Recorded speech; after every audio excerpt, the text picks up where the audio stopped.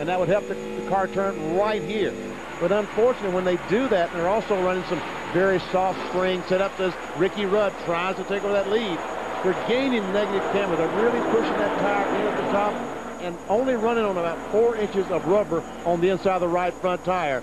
And they're really concerned that they're only going to run 50 or 55 laps before they have to stop and change. Oh! Trouble. Scott Pruett in the wall. Turn 3. Another car involved. It looks like Andy Houston has also crashed. Those are teammates' cars. And that's a heavy, heavy impact for Pruett. There's Andy Houston. First caution, lap 25. That's unbelievable that 2 team cars could crash together like that. It looks like the only 2 cars involved. First yellow of the race. Look at the significant squaring off of the back end of the Scott Pruett car. At least he's trying to get the car back to the pit area, which means that he should be okay. Good news there for Scott, but serious damage there. Here's a look at it. You see Pruett on the inside. They go in the corner. And here Pruett loses the back of the car.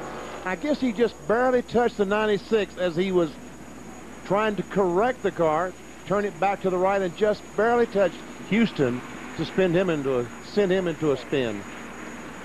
Cal Wells, the owner of these 2 cars, ought to make for an interesting Monday morning team meeting. Oh, yes. And we see Pruett's car will not roll because the lefty sheet metal is jammed in against the left rear tire, and it will not roll.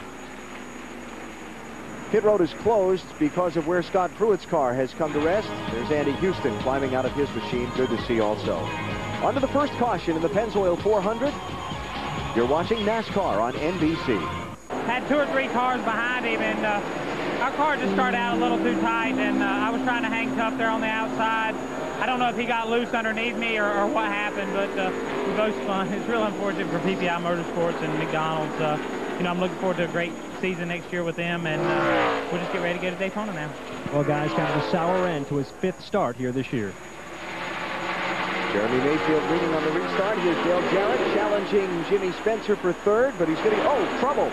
Ward Burton into the wall, going to collect a couple of more. Earnhardt just crashed those guys, and there's a lot of stuff going on back there. Someone just crashed him, he said, and a lot of stuff going on. Just tell me if you're okay. That was Tommy Baldwin, Ward's crew chief. Mike Bliss is in it, Stacy Compton's in it, Ward Burton is in it. One other car up against the outside wall. There it is. That is Jeffrey Bodine in the 98. Hard crash for Bodine. I believe he was the first one into the accident after Ward Burton. There's Compton. You gotta watch that replay. Junk, Tommy. Ain't no fixing it today. That is the spotter. Spotter on the roof telling Tommy Baldwin that the car is just hurt too badly to fix it. See Ward Burton unbuckling the safety equipment. See the water coming out the front of the Caterpillar car. That means the radiator is broken. 5 cars involved in the crash. Hearing that Darrell Waltrip might have gotten a piece of that also. Let's take a look down at what happened. Well, we see the cars coming off the corner, going in turn 3 and behind. All of a sudden, someone makes contact, and Ward Burton just goes around and around, and all the traffic behind him had no place to go. There's Bliss going down on the inside wall. Stacy Compton. Oh, he's going to run right in front of the... Darrell Waltrip. Yeah, yep. Darrell just missed that. Ward had to get hit. Well, there it is. Look. Earnhardt gets in the back of Ward Burton off turn 2. Turns Ward in the outside retaining wall. And there's the 66 car and of Darrell Waltrip.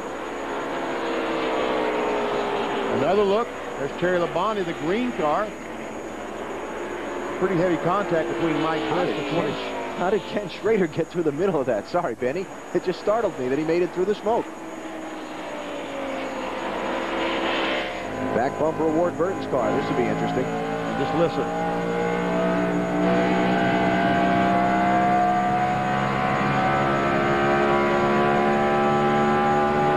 That was Geoff Burton's car. All right, here, now listen to this.